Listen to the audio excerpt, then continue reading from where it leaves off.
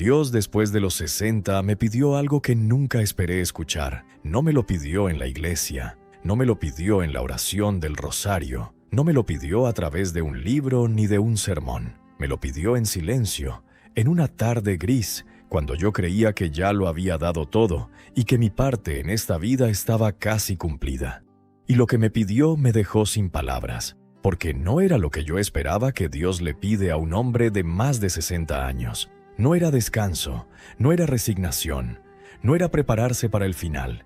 Era exactamente lo contrario. Y hoy yo, el padre Esteban Romero, te voy a contar qué fue lo que Dios empezó a pedirme después de los 60.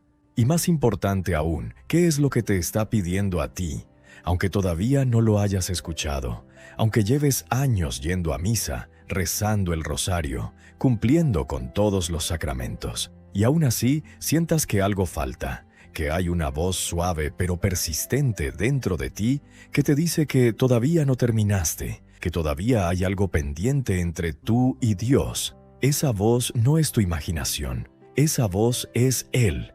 Y lo que te está pidiendo, lo que nadie te había dicho hasta hoy, son 8 cosas concretas. 8 peticiones que Dios hace específicamente a las personas que han llegado a esta etapa de la vida. 8 llamados que la mayoría ignora no porque sean malas personas, sino porque nadie se los explicó jamás. Quédate hasta el final porque el número 8, el último, es el que más me costó aceptar personalmente. Y es el que más paz me ha dado en todos mis años de sacerdocio. El número 8 te va a dar una armonía que quizás llevas décadas buscando sin encontrar. Pero antes de llegar ahí, necesito que entiendas algo fundamental sobre esta etapa de tu vida.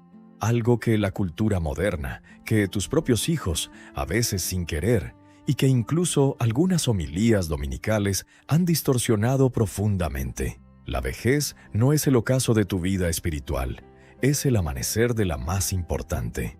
Durante siglos, las grandes tradiciones espirituales del mundo han reconocido lo que la modernidad olvidó, que hay una sabiduría que solo se adquiere con años vividos, con dolores atravesados, con pérdidas sostenidas, con mañanas en que el cuerpo no quería levantarse, pero el corazón lo hizo de todas formas. Esa sabiduría no es un premio de consolación por haber llegado a viejo. Es una herramienta, es un don, es una responsabilidad, y Dios la quiere de vuelta, la quiere activa, la quiere en servicio. El primer llamado que Dios te hace después de los 60 es uno que parece sencillo pero que muy pocos cumplen de verdad. Te pide que recuerdes, no que te quedes atrapado en el pasado, no que te ancles en la nostalgia, sino que hagas algo que solo tú puedes hacer, porque solo tú estuviste ahí. Que recuerdes cómo Dios obró en tu vida, que recuerdes las veces que estuviste al borde y algo te sostuvo, las veces que una puerta se cerró y tú lloraste, y meses después entendiste que detrás de esa puerta había un abismo, las veces que una coincidencia demasiado perfecta para ser casualidad cambió el rumbo de tu historia. Eso que recuerdas, eso es teología viva. Eso vale más que 100 libros. El Salmo 77 dice algo que me ha perseguido toda mi vida sacerdotal. Dice, me acuerdo de los días de antaño, medito en todas tus obras, reflexiono en las obras de tus manos. El salmista estaba en un momento de crisis profunda, de duda, de oscuridad, y el remedio que encontró no fue una nueva revelación, fue memoria. Fue volver a ver con los ojos del alma todo lo que Dios ya había hecho. Tú tienes décadas de esa memoria, décadas de evidencia de que Dios existe, de que actúa, de que no abandona. Y Dios te pide que la uses, que la cuentes, que cuando tu nieto tenga miedo, cuando tu hijo esté en crisis, cuando una persona joven a tu alrededor sienta que Dios no existe o que no le importa, tú abras la boca y digas, déjame contarte lo que yo viví. Eso es el primer llamado, ser testigo de tu propia historia con Dios. ¿Lo estás haciendo?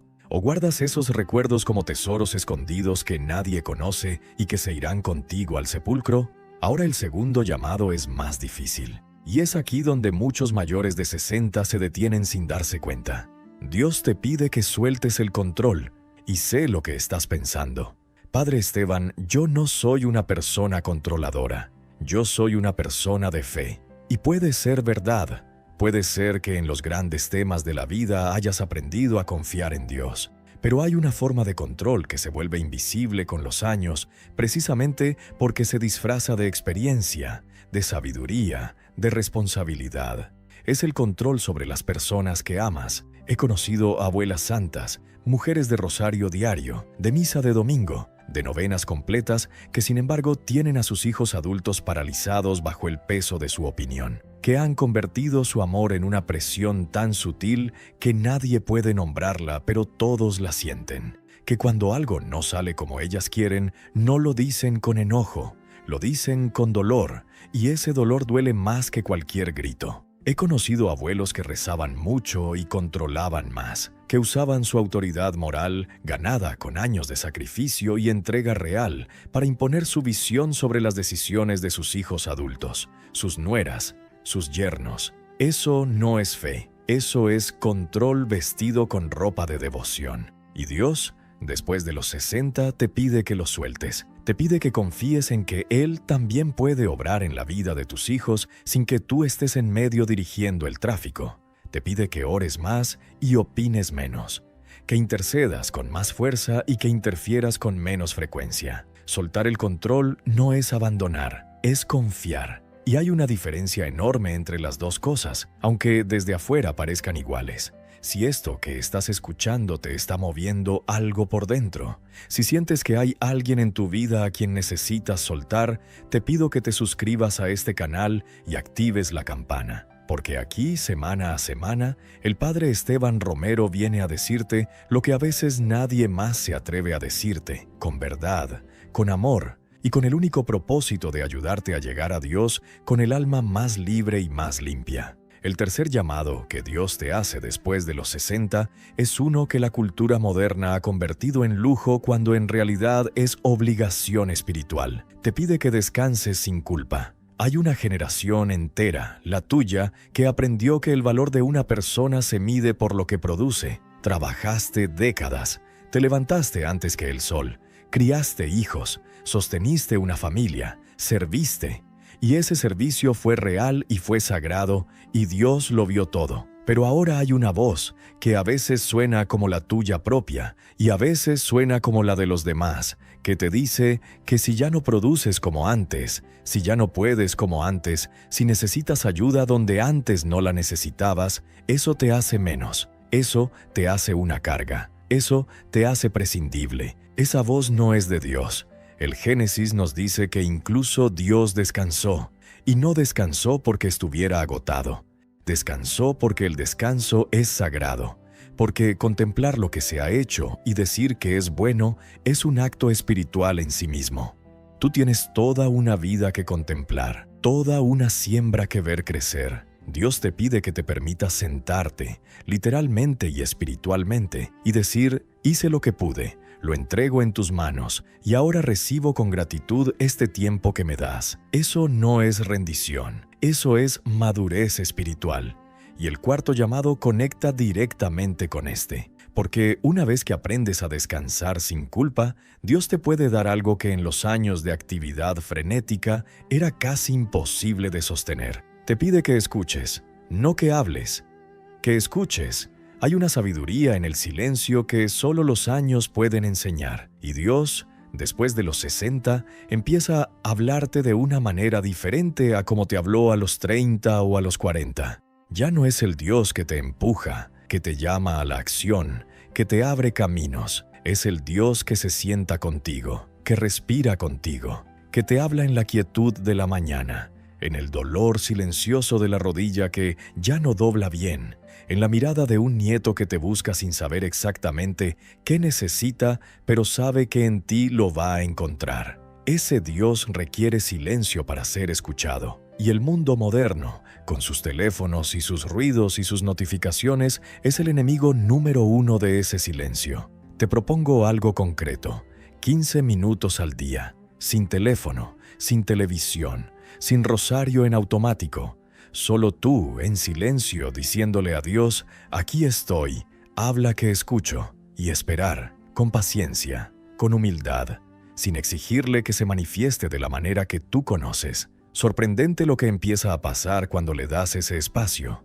Ahora llegamos al quinto llamado y aquí necesito que me prestes toda tu atención porque este es el que más resistencia genera en las personas de tu generación. Y esa resistencia es comprensible, pero es también muy peligrosa para el alma. Dios te pide que pidas perdón, no en abstracto, no el perdón genérico de «Señor, perdona mis pecados», sino el perdón concreto, nombrado, dirigido a personas reales que llevan años esperándolo, aunque quizás nunca te lo hayan dicho. En mis años de confesionario he visto algo que me ha roto el corazón más veces de las que puedo contar. He visto hijos adultos que cargan heridas de décadas, heridas que sus padres ni siquiera saben que causaron, o que saben pero nunca nombraron. He visto matrimonios donde ambos llegaron a viejos juntos, pero distantes, unidos por la costumbre y separados por palabras que nunca se dijeron, por perdones que nunca se pidieron. Y he visto lo que pasa cuando alguien, a los 65, a los 70, a los 75 años, por fin da el paso y dice: «Te hice daño, lo sé, y lo siento de verdad». He visto familias reconstruirse en una tarde. He visto hijos que llevaban 20 años con un nudo en el pecho soltarlo en segundos. He visto matrimonios que parecían extintos volver a respirar. El perdón pedido tiene un poder que el perdón recibido no tiene de la misma manera. Porque pedir perdón requiere humildad, requiere bajar la guardia, requiere admitir que uno no lo hizo todo bien, que uno no fue el padre o la madre perfecta, que uno cometió errores que lastimaron a personas que amaba. Y esa humildad, esa valentía, Dios la honra de maneras que no alcanzan a verse de inmediato, pero que transforman todo. ¿Hay alguien en tu vida a quien le debes un perdón que todavía no has pedido? No lo dejes para mañana. Los años que tienes por delante son un regalo, pero no vienen con garantía de cantidad. Lo que tienes es hoy. Si este mensaje está llegando a tu corazón, compártelo con alguien que conozcas y que también necesite escucharlo. A veces, el acto de caridad más grande no es dar dinero ni tiempo, es enviarle a alguien que amas un mensaje que puede cambiar algo en su alma. Comparte este video ahora mismo. El sexto llamado de Dios después de los 60 es uno que suena paradójico la primera vez que lo escuchas. Te pide que aprendas, a tu edad, con toda tu experiencia, con todo lo que ya sabes, Dios te pide que sigas aprendiendo. Y no me refiero a aprender a usar el teléfono o a entender las redes sociales, aunque eso también tiene su valor. Me refiero a aprender de Dios, a no asumir que después de décadas de fe ya lo conoces todo, a acercarte a las Escrituras con ojos de principiante, a leer a los santos como si los leyeras por primera vez, a escuchar una homilía con el corazón abierto en lugar del filtro de «ya sé lo que va a decir». San Agustín, uno de los intelectos más brillantes que ha dado la Iglesia, escribió a los 72 años sus Retractaciones, un libro donde revisaba toda su obra anterior y reconocía los errores que había cometido décadas atrás. Un hombre de esa estatura intelectual y espiritual, a los 72 años, todavía aprendiendo, todavía corrigiendo, todavía creciendo. ¿Qué excusa tenemos nosotros para dejar de hacerlo? La mente que deja de aprender comienza a morir, y el alma que deja de crecer comienza a secarse. Dios tiene todavía cosas que revelarte, verdades que no pudiste recibir a los 30 porque no tenías la madurez para sostenerlas, profundidades del Evangelio que solo se abren cuando uno ha vivido suficiente para comprenderlas desde adentro. No cierres ese libro, no des por terminada esa conversación con Dios. El séptimo llamado es el que más me emociona contarte, porque es el que más esperanza trae. Dios te pide que intercedas, no que reces por ti, no que le pidas cosas para tu vida, que intercedas por otros, que te conviertas en un sacerdote del corazón, en alguien cuya oración sostiene a otros que no pueden sostenerse solos. Hay una imagen en el Éxodo que me ha acompañado siempre.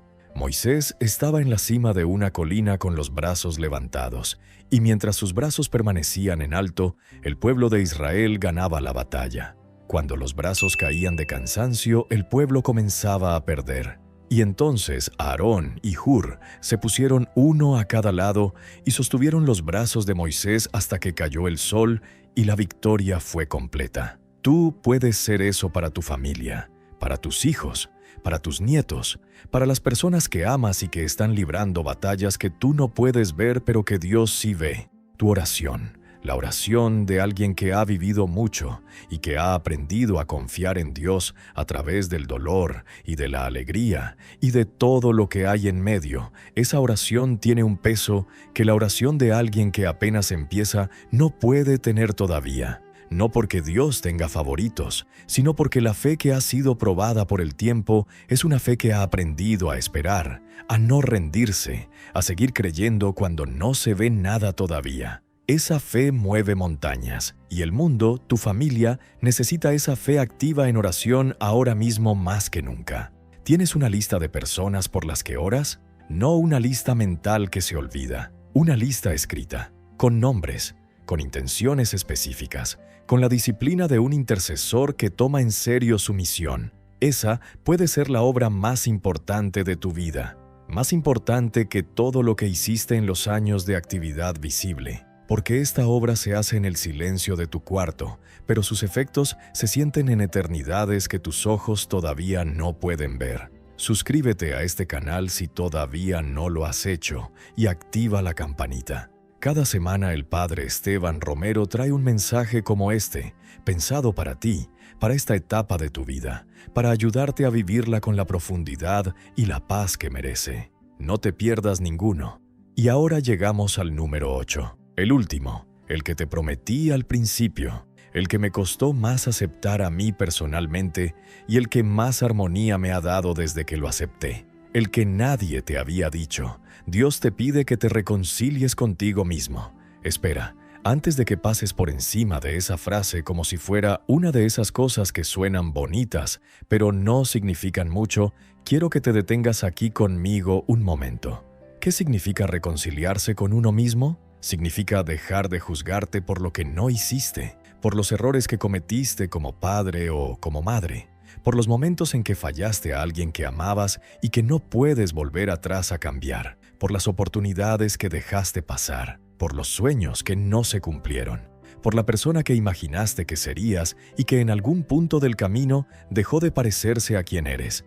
Hay personas de 65, de 70, de 80 años que siguen cargando un tribunal interno que no descansa, que se juzgan con una severidad que no aplicarían nunca a nadie más, que se acuestan por las noches y el corazón les pasa lista de todos los fracasos acumulados en décadas. Y eso no es humildad, eso no es conciencia del pecado. Eso es una crueldad que se cometen a sí mismos y que, permíteme decirlo claramente, es también una forma de no creer del todo en la misericordia de Dios. Porque si Dios perdonó, si el sacramento de la reconciliación es real, si la sangre de Cristo tiene el poder que la Iglesia proclama desde hace 2000 años, entonces no tienes derecho a seguir condenándote por lo que Dios ya absolvió. No tienes derecho. Es casi una herejía práctica. Es decir, con la boca que creo en el perdón de Dios, y decir con la vida que ese perdón no alcanza para mis errores específicos.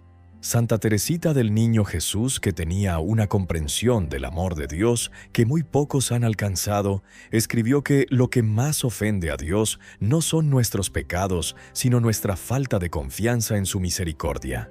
Que dudar de que Él puede perdonarnos de verdad, que seguir castigándonos después de habernos confesado, es subestimar su amor de una manera que le duele más que el pecado mismo. Reconciliarte contigo mismo no significa excusar lo que hiciste mal, significa recibirte como lo que eres. Una persona que lo intentó con lo que tenía, que cometió errores porque es humana, que amó imperfectamente porque nadie ama de otra manera, y que a pesar de todo llegó hasta aquí, todavía de pie, todavía buscando a Dios, todavía dispuesta a escuchar y a crecer. Eso merece respeto, eso merece compasión. La misma compasión que le darías a cualquier otro ser humano que hubiera vivido lo que tú has vivido.